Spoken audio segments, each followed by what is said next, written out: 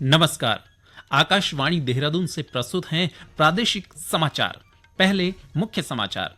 उत्तराखंड लोक और निजी संपत्ति क्षति वसूली कानून को राज्यपाल ने मंजूरी दी। प्रदेश में थाना स्तर पर बनेंगे वीडियो कॉन्फ्रेंसिंग सिस्टम युक्त रूम। हर जिले में डेटा संग्रहण केंद्र खोले जाएंगे। राज्य स्वास्थ्य प्राधिकरण में शिकायतों का निस्तारण तेजी से करने के लिए मानक संचालन प्रक्रिया बनाई जाएगी। और भारत और बांग्लादेश के बीच चेन्नई में टेस्ट मैच जारी।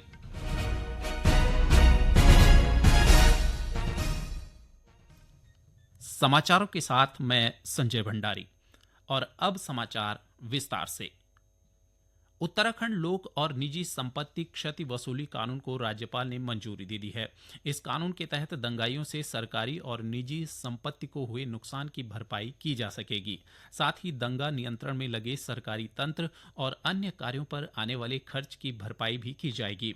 मुख्यमंत्री पुष्कर सिंह धामी ने इस कानून को राज्यपाल द्वारा मंजूरी प्रदान करने पर उनका आभार जताया है। उन्होंने कहा कि देवभूमि उत्तराखंड में कानून व्यवस्था और राज्य का मूल स्वरूप बिगाड़ने की किसी को छूट नहीं है।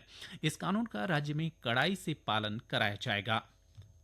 प्रदेश में थाना स्तर पर वीडियो कॉन्फ्रेंसिंग सिस्टम युक्त रूम तैयार किए जाएंगे ताकि न्यायालयों में इलेक्ट्रॉनिक माध्यम से साक्ष्य दिए जा सकें। इससे पुलिसकर्मियों को काफ़ी सुविधा मिलेगी और समय की बचत भी होगी।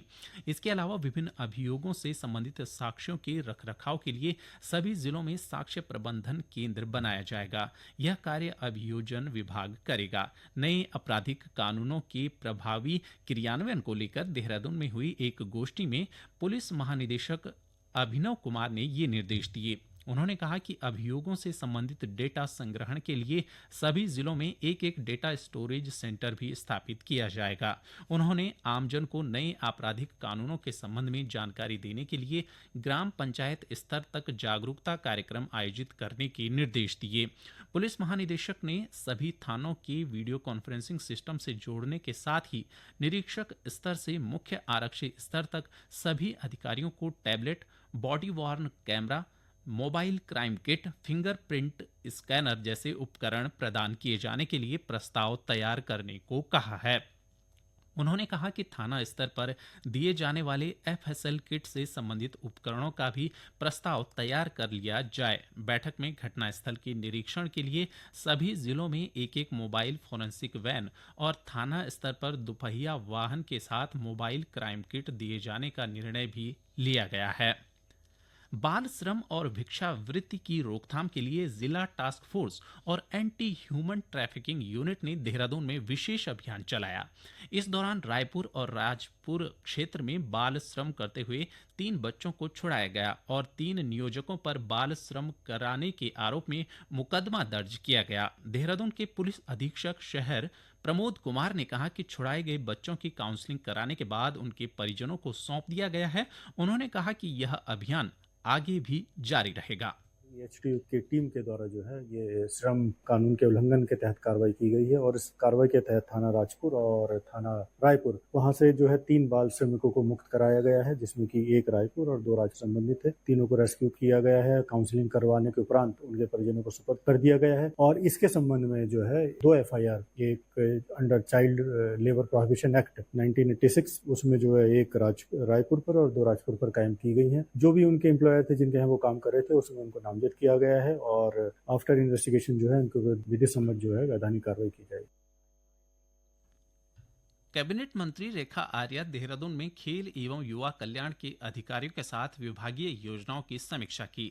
इस दौरान उन्होंने खेल विश्वविद्यालय के भूमि हस्तांतरण और चंपावत में बन रहे महिला स्पोर्ट्स कॉलेज की कार्य योजना की मौजूदा स्थिति पर अधिकारियों से जानकारी ली। श्रीमती आर्या ने बताया कि चंपावत महिला स्पोर्ट्स कॉलेज के लिए विभाग ने 264 करोड़ रुपए का प्रस्ताव तैयार किया है।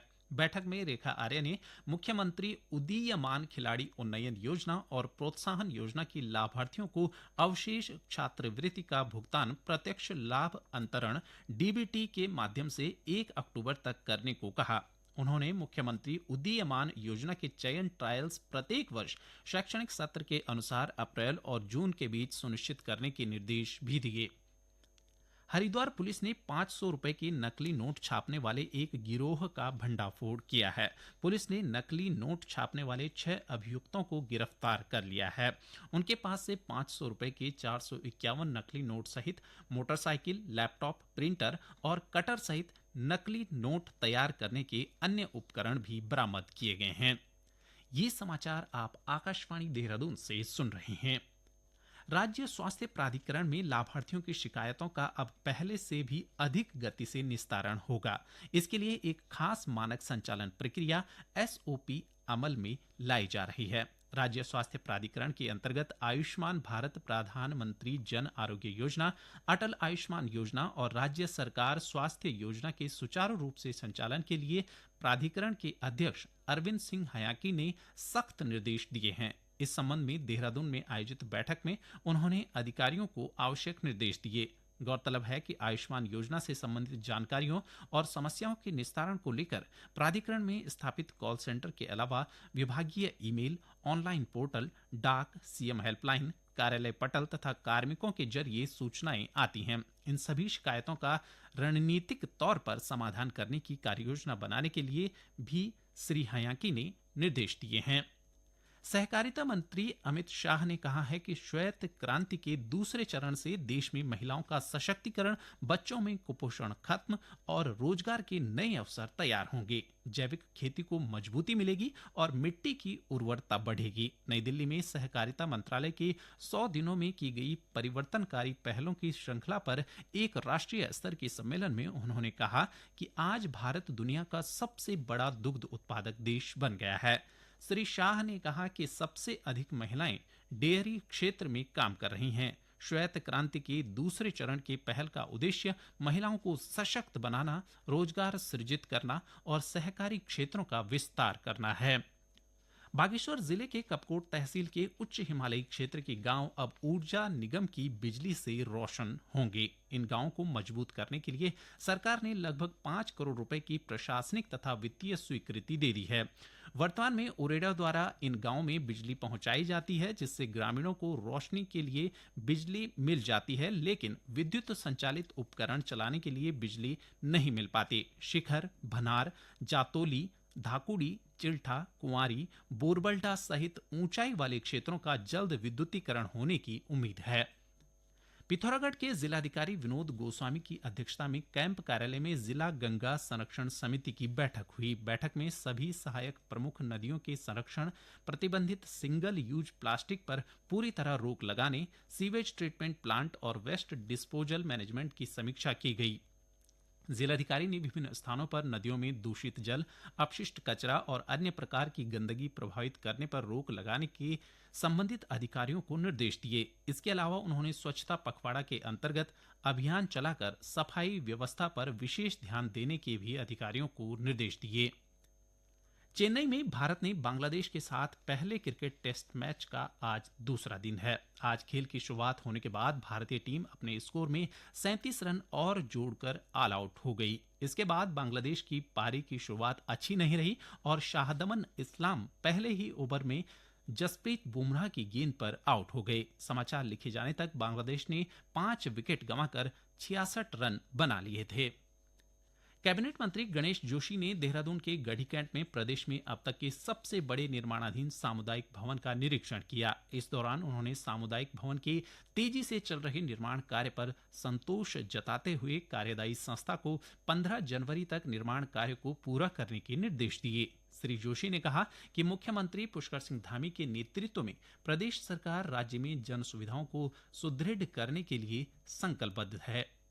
इस दौरान कैबिनेट मंत्री ने गढ़ी कैंट क्षेत्र में गत दिनों में बरसात के कारण गढ़ी डाकरा को जोड़ने वाले क्षतिग्रस्त सड़क मार्ग का भी जायजा लिया। उन्होंने लोक निर्माण विभाग के अधिकारियों को तत्काल मार्ग को दुरुस्त करने के भी निर्देश दिए। अंत में मुख्य समाचार एक बार फिर। उत्तराखंड लोक और निजी संपत्ति क्षति वसूली कानून को राज्यपाल ने मंजूरी दी। प्रदेश में थाना स्तर पर बनेंगे वीडियो कॉन्फ्रेंसिंग सिस्टम युक्त रूम। हर जिले में डेटा संग्रहण केंद्र खोले जाएंगे।